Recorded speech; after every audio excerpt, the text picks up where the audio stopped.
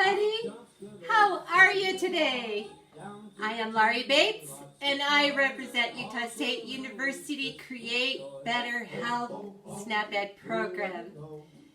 So excited to be here. I know I always say that, but I am.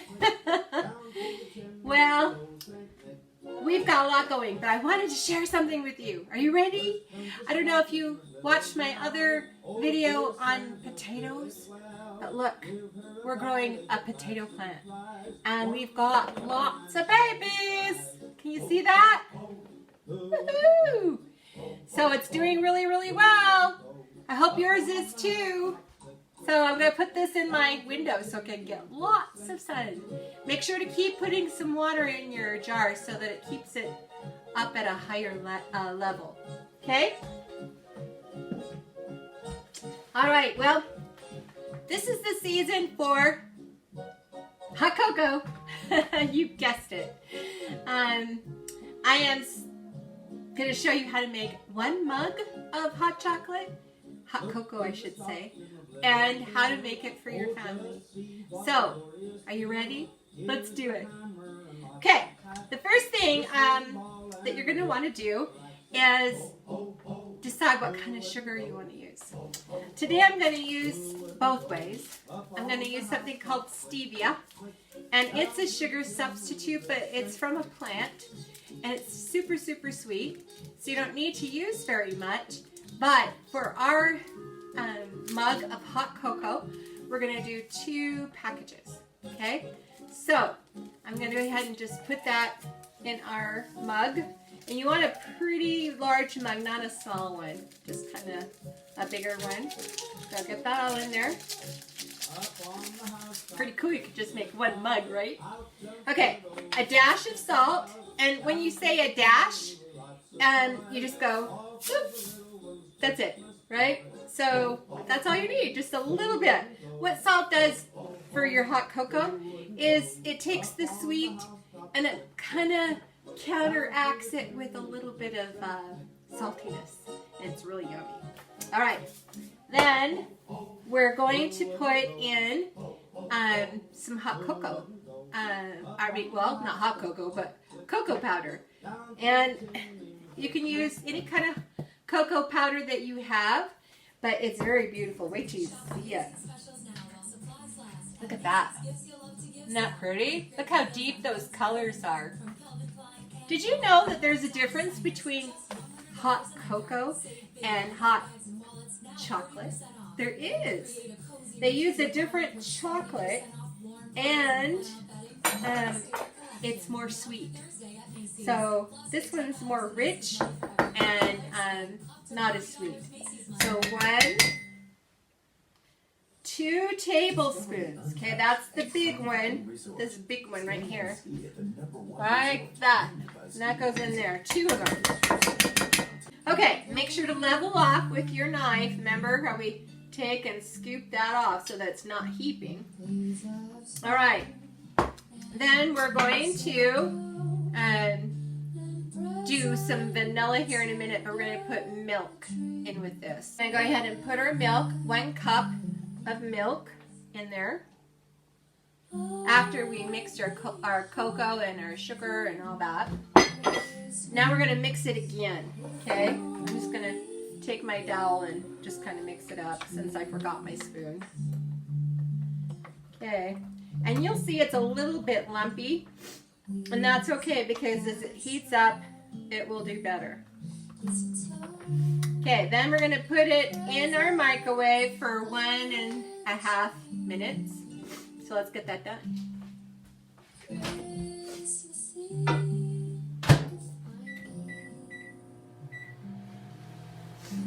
All right, and then if you want to make it for your family, let's show you how to do it on the stove, shall we? Just be really careful to make sure you have an adult with you. And the microwave, make sure that the adult has shown you how to use the microwave first. And never, ever put foil until you learn how to correctly in your microwave. It's a little different than the one in the microwave because we're doing a larger batch. So what we're going to do first is get a pan, which is a saucepan, and a spoon or a wooden spoon. Any kind of spoon will work. And we're going to put a half a cup of sugar. I'm going to use regular sugar here. And this is a third cup, so I did a little bit more.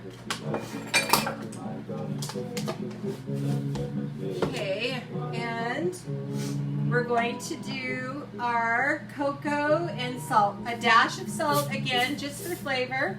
Okay, just a little bigger dash. Okay, and then a fourth of a cup of cocoa. And remember the leveling off. So take your knife, the flat edge, and we're going to level that right off. Put that in there. Remember, this is a little different than the cup one. And then we're just going to mix that right up like this. Just till it's all mixed. Okay. So get that all mixed up. And then we're going to add a third of a cup of hot water. And it has to be hot water. So you can put it in the microwave for just a little bit. But use your hot pads when you take it out because it will be hot. We're just going to kind of mix that up in with the hot chocolate and make a pasty type thing. And I'll show you this here in a second. So it's liquidy.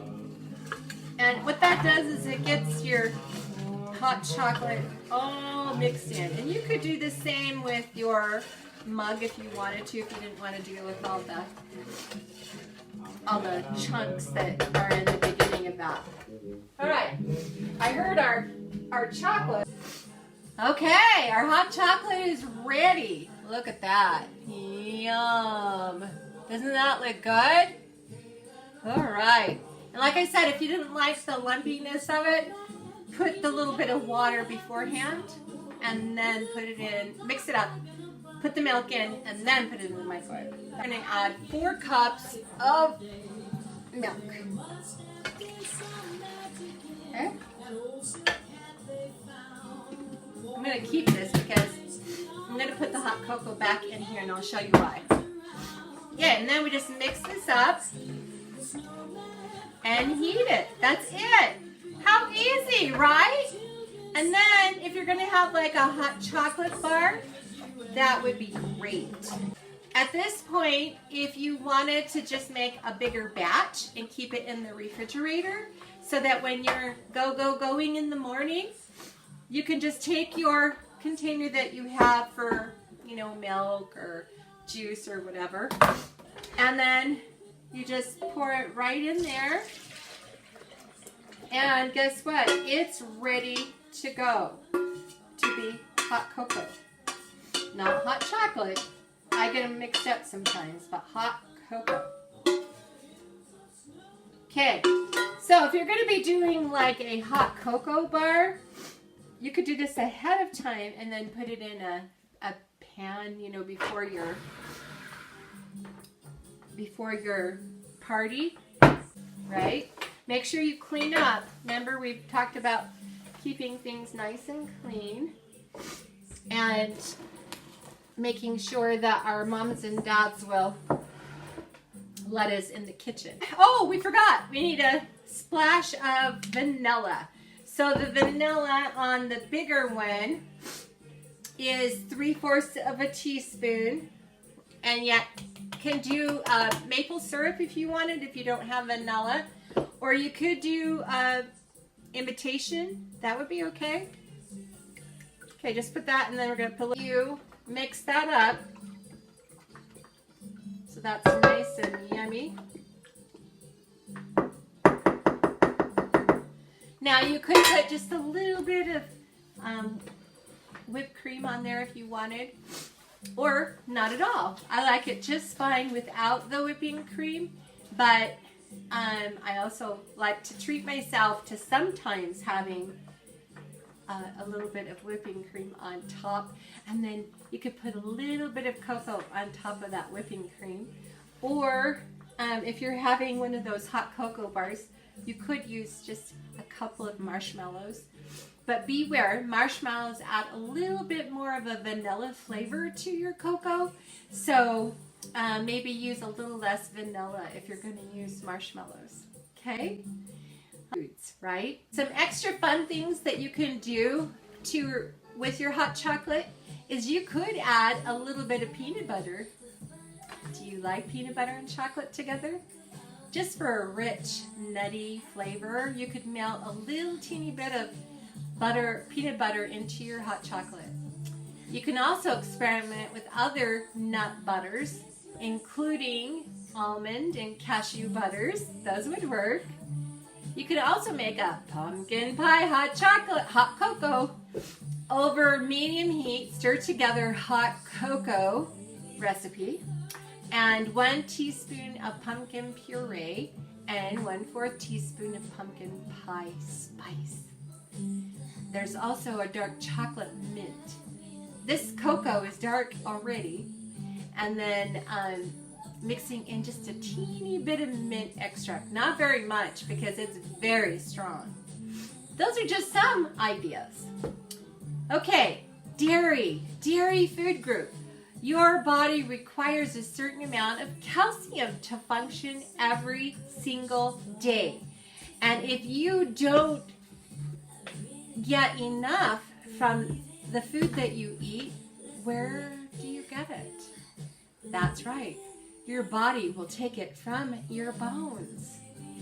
When you are still growing, your body stores calcium. But what happens when you get to about my age, and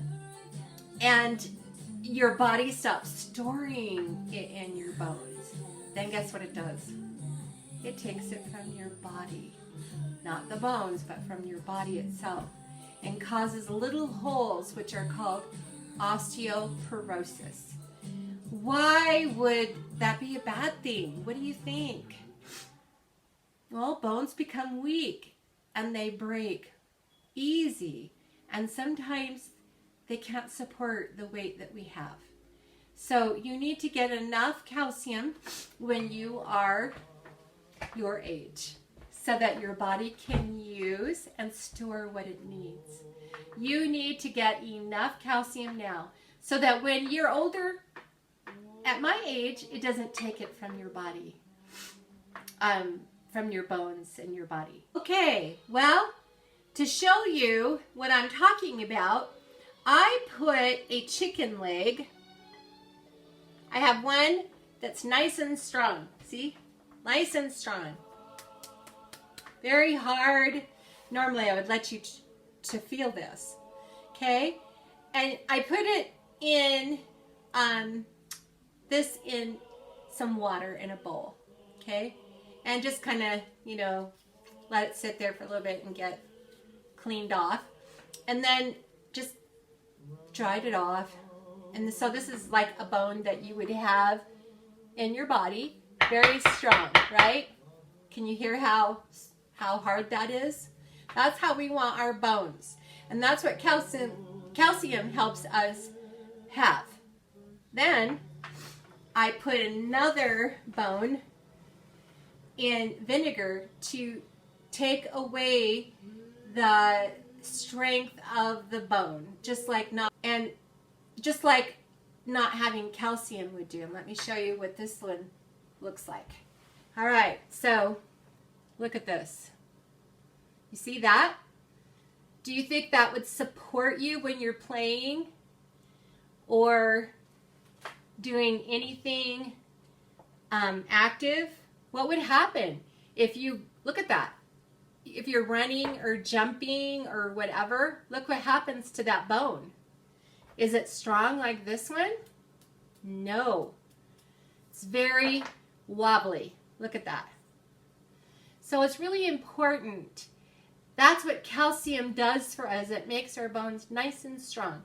And then when we start to get that osteoporosis, it starts to give. And then when we get older, we don't It doesn't hold our weight. Right. And if you want to do that experiment, you put it in vinegar for up to about 6 days, and then your bone will be just like mine, kind of rubbery and very bendy. All right, but we need them nice and strong.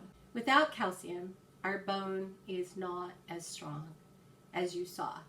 Dairy foods provide key levels of calcium, protein, vitamin A and D and B12, niacin, potassium, and phosphorus.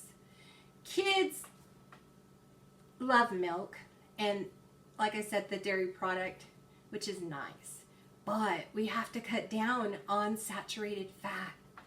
So have you ever heard of your mom and dad or the people at your school giving or saying that you need to drink maybe non-fat 1%, 2% milk? It's because they're wanting you to cut down on something called saturated fat.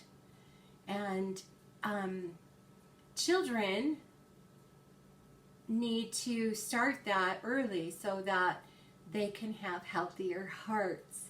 And I want to show you another experiment. Did you know that shortening is a saturated fat? It is. All right, I have a straw, and then I'm going to put the saturated fat into the straw. And I want you to see that it clogs that straw up. And this is like our heart valves that go in and out of our heart and pump blood to all parts of our body. What do you think would happen if our artery was closed like this? What do you think? Heart attack, right? And that's why when people, when they get older, have heart attacks. Sometimes they do it when they're younger, but most times it's when they get older and they have clogged arteries like this one. So then they go in and do a balloon and get that all cleaned out. Better oils like olive oil and canola oil, those slide right out of the straw because they're liquid and they're not solid, right? So what are the foods that are in dairy to make us so we don't have weak bones? Well, first of all, I want you to see this is the dairy food group on MyPlate. And cheese is one of the foods that you can have.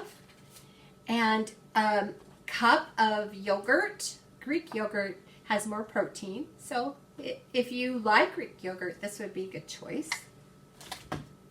Milk. Okay. A cup of milk. Pudding. Ice cream.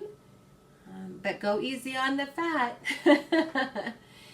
Cottage cheese. We can have 2 cups of cottage cheese and for 1 serving. So if we were to do all of our servings, but we're not going to because we need a variety, remember? We would get 6 cups, okay? So, but we want to eat cheese, and we want to eat yogurt, and we want to drink milk. All of those things have different nutrients and vitamins, and we want to make sure that we change it up, right? Okay, so then also in the cottage cheese, make sure that you are lowering your fat content in that as well, okay? All right, and then there are sometimes. Remember, we've talked about having foods sometimes, and sometimes you can have a little higher fat, and sometimes you can use a little bit of shortening or butter, but not all the time. We need to be more careful, right? Okay. Okay, so what if we can't drink or eat calcium foods? What happens? What do you think? Well, we are so lucky because in this day and age, they have fortified orange juice with calcium, and how wonderful is that? And we also have milks like soy and almond and cashew, just all kinds of choices. We are so very lucky. So there are other things that they can drink or eat to get that calcium. Also, vegetables like broccoli and spinach also have calcium, and beans. So both green beans and, I don't know, maybe not green beans. Don't quote me on that one. But like pinto beans, black beans, they have some too. So good ways to get some of those in. The only thing about that is that you have to consume a little bit more than you would the other way with milk and all of that, because the calcium content isn't as high. So remember, you need to drink just a little bit more or eat a little bit more if you're doing a item that is not a dairy product per se, like milk or cheese or yogurt, okay? All right, let's talk about exercise. Walking can be done in lots of ways. Do you like to walk? Do you walk to and from school? Do you walk to your classes? Do you just go walking to kind of calm yourself down? Well, you can do walking for fitness, or where you go up hills and down hills and really, really fast you could walk, or a really slow pace you could walk. Take a break walk. Well, short walks that can help you boost your energy and improve your mood. I have a friend who has problems. Sometimes he gets upset and needs to go on a walk so that he calms himself down. Have you ever done that? Have you ever gotten so upset, and if you didn't go for a little walk, that you would probably blow up or say things you didn't mean? Well, this is a really good way and something to remember. Just remember to tell your mom and dad ahead of time and say, Mom, I'm really upset. I'm either going to go to my room or I'm going to go for a walk. I'll be right back. And tell them where you're going so they don't worry, right? All right, discovery walks. Discovery walks. How fun observing the weather, trees, and how they're growing and how they change throughout our seasons. We are so lucky in Utah to have 4 seasons most years. Look at different colors and shapes and sounds as you walk. Different types of transportation. There's all kinds of different cars and trucks and garbage trucks, and they're so interesting and fun to look at. Most of all, it helps us grow in our mind and in our self-esteem. Do you believe that? It's true. And as we learn about things around us, we get smarter, and it's so fun. It's so fun. I love to go walking. I see things that I normally don't see, like in a car ride, when you're going faster. So make it a goal to walk more. Have a wonderful Christmas and a happy new year, but I'll see you before then. And try this hot cocoa and get your dairy in and go for a walk. This is Larry Bates from My Home to Yours.